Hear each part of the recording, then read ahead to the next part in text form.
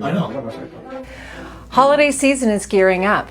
What are 3 things that you can do to make the holidays better for your family member who's living with dementia? So here are 3 things that you can do that might make the holidays a little bit easier if you have a family member who's living with dementia. Number 1, keep it quiet. It's probably important to have an area at the gathering where it's like a little bit of an oasis for the person who's living with dementia. A quiet area away from all the hubbub where somebody could go to catch their breath and relax for a little while. Number 2, keep it short.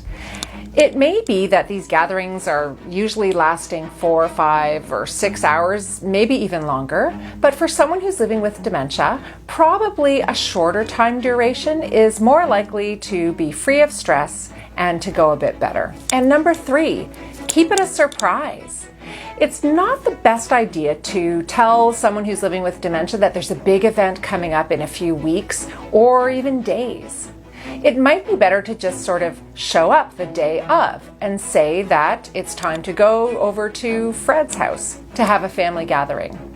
That might avoid some of the anxiety that can quite commonly happen when there's a big event coming up and the person who's living with dementia might forget some of the details or be worried about it ahead of time.